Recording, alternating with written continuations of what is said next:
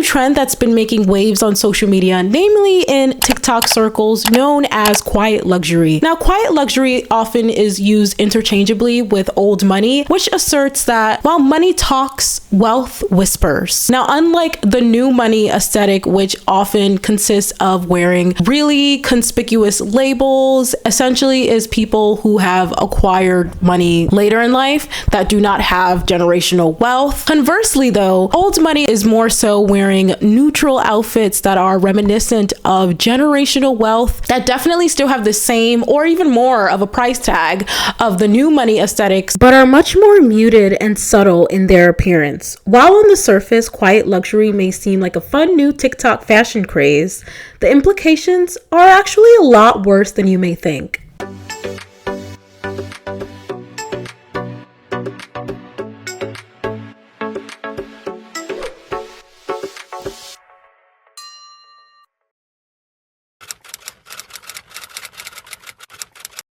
Harper's Bazaar describes quiet luxury as a mood more than a trend that's softer than minimalism, but more polished than normcore. It's off-duty Olsen twins mixed with Sienna Miller in Anatomy of a Scandal. It's Jennifer Aniston in another well-cut black dress, or Amal Clooney in a beautifully tailored suit. It's old money, stealth wealth, and discretion rolled into one. Another common attribute of the quiet luxury movement is countless TikToks on how to attract rich men's attention with body language and things that you should and should never wear to attract rich men. Now, the quiet luxury movement has dubbed Sofia Richie as being the embodiment of quiet luxury. Sofia recently got married in a really opulent but subtle wedding. Now, following Sofia's wedding, social media users began to then compare the way that Sofia used to dress when she was dating Scott Disick, who's famously, of course, known for being Kourtney Kardashian's ex-husband. But it then began trending online where Sofia was being used as this avatar for, see, now when Sofia dressed like this, she was with this very obnoxious, not classy person in Scott Disick. But now that she started to elevate her fashions and class it up, she was able to attract a rich man in Elliot Grange, who is a British record executive and the founder and CEO of 10K Projects, which is an independent record label. Sofia Richie is essentially being branded as some regular person that changed the way she dressed and was able to then attract rich men. However, Sofia Richie is a social media personality, model, and fashion designer who's been featured in campaigns for brands like Tommy Hilfiger, Michael Kors, and Adidas. And she also happens to be the daughter of one Lionel Richie and the sister of Nicole Richie. I think that Gen Z is maybe too young to know who Lionel Richie is and his cultural significance and how famous and popular he was in the 1980s and in the 90s and beyond, and how he is literally a multimillionaire and how Sofia Richie was born into that. So no, Sofia Richie is not this poor girl off the street that just changed the way she dressed and was able to attract a rich man. I think this whole discourse about Sofia Richie being proof or some kind of inspiration that regular girls can use to show how you can transform yourself into marrying rich is intellectually dishonest at best, a complete lie at worst. This man is a legend. Okay, this man is a global pop superstar, and this is her father. That allows her to have a lot of access into these rich men. She's already in proximity to rich men.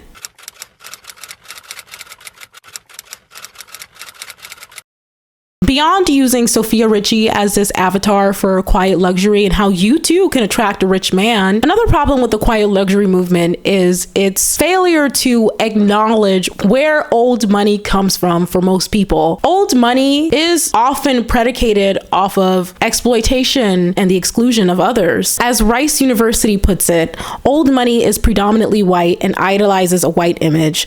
Search up the old money aesthetic and what you come up with is white men and women in polo shirts and Oxfords idolizing thinner frames and body types of white people. There is no space for the bodies of people of color. It excludes people of color from the narrative simply by idolizing a lifestyle based on white elitism and a time where people of color were not acknowledged as equal to whites. To me, the romanticizing of old money is very reminiscent of the viral Airbnb, the Panther Burn cottage that was a whole ass plantation.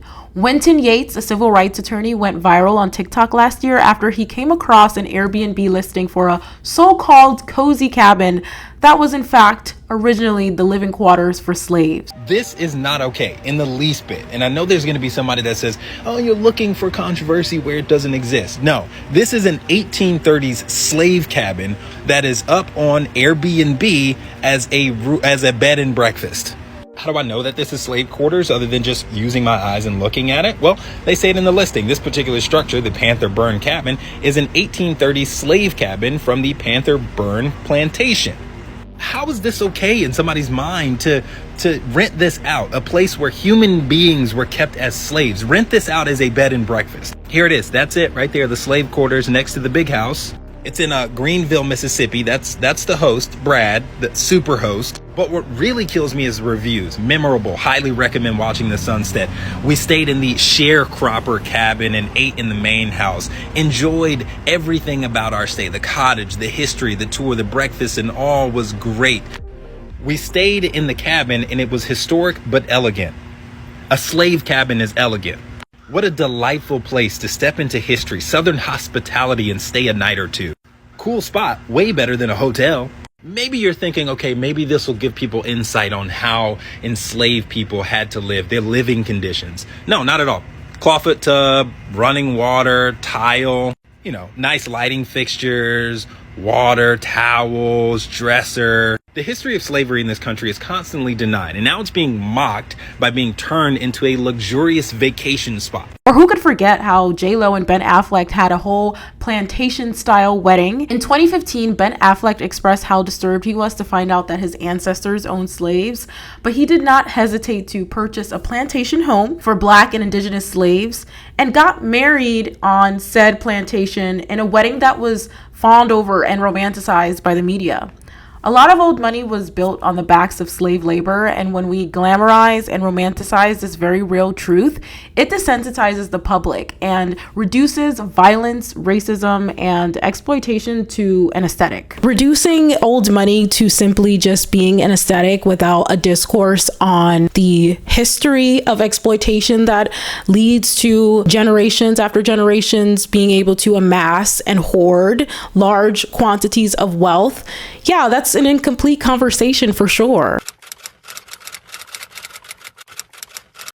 Exclusion is the reason that people would opt to spend $500 on a plain, understated, neutral colored t-shirt from a high-end designer just because of the price tag, right? Not because it's any better in quality, because the whole premise of this quiet luxury movement is that it's understated. It's not a lot of fabric. It's not very complex. It's more muted and minimal. It isn't the actual product itself being a higher quality, because when we think about it, how much do you really think it costs to make a minimalist piece of fashion in order to ultimately price it at such an exorbitant price, right? So people are not buying it because it is particularly intricate in the way that it's designed and crafted. People are buying it because it makes them feel better to know that they are able to afford something that other people can't afford because of its exclusivity.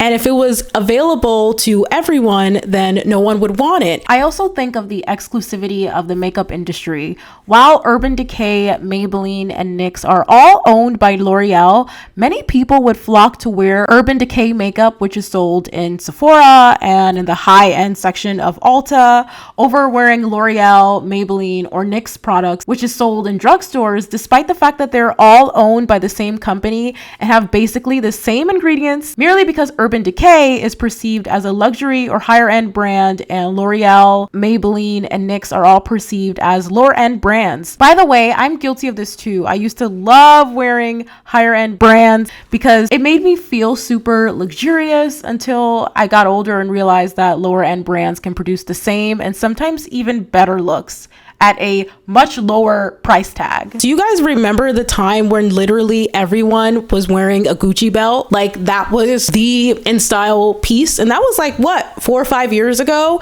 It wasn't that long ago. There was a time when wearing these really gaudy labels was really in style. And I wouldn't say that it's not in style at all anymore, because it very much still is a thing.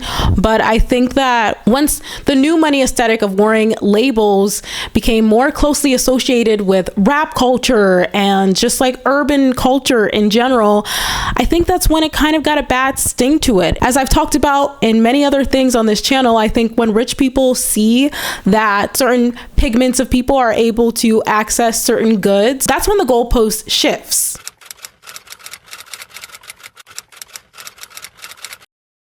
I made a whole video talking about our obsession with wealth aesthetics that you should definitely check out, where I talk about these conspicuous displays of wealth. I'm really not into the old money or the new money aesthetic, because ultimately all of these aesthetics are curated for other people's pleasure and not for our particular pleasure. All of these aesthetics are to project something about ourselves to the public, purely to influence their perception of us. With the never-ending just emergence of different aesthetics on TikTok, it really does worry me for Gen Z and for young people as a whole in general, because people are no longer focusing on their own individualized identities and are instead chasing trends, as I've talked about ad nauseum on this channel, right?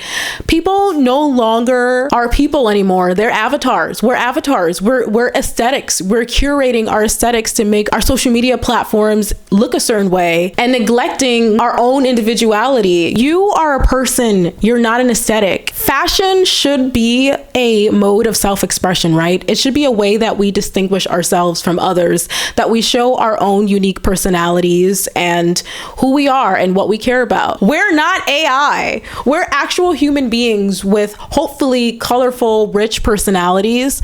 And some days you might want to keep it, super casual and be comfortable. And some days you might want to get all dressed up and you might want to switch it up. But I really worry. I feel like TikTok has become the downfall of our civilization in many ways, because people just don't have individualized identities anymore. People are following trends, and guess what? The goalpost inevitably keeps on shifting. As it relates to any trend that happens to be popular at the moment, we're seeing the goalpost continue to shift. I just wonder, it's like when you spend so much of your time curating this identity of dressing a certain way in order to attract a rich man, well, what happens when you attract that rich man? Like, on the off chance that it actually works, do you just continue pretending?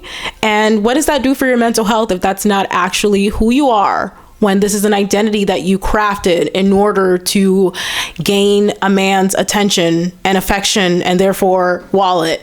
Like, what does that mean for your mental health when you spend so much time performing for others and you're not spending enough time actually nurturing yourself and who you really are? I genuinely feel like if not for TikTok, a lot of people would be just empty, blank space, because like, if TikTok were to get banned in the United States, I think that we would have a major problem. I think a lot of Gen Z people would have an identity crisis, because they are literally getting their whole identities from TikTok. And the media coloring our perceptions of ourselves, that's not new, right? As a millennial, I mean, this has been happening for generations and generations, right? Thin has always been in. We saw the heroin chic trend in the 90s and 2000s affect people's perceptions of themselves and led to so many people developing EDs and wanting to embody that. Currently, still living through the era of BBLs and all of the other trends that women are constantly trying to follow. And someone left a really insightful comment, which I'll put up on screen, on my buckle fat video, where they said something very profound. In my buckle fat trend video, I mentioned how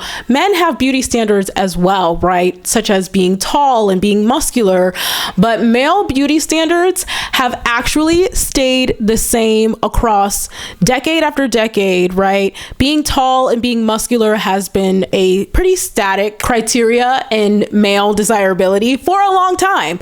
But with women, it's like one day it's new money, the next day it's old money. One day it's slim thick, and then it's bone thin is back in. And I know that with the quiet luxury aesthetic that there are some looks for men, but it is overwhelmingly and predominantly women who are participating in this trend. It inevitably keeps shifting what's popular, and it's like women are we're constantly having to twist ourselves in knots to fit into whatever's popular at the moment, and it's just sad.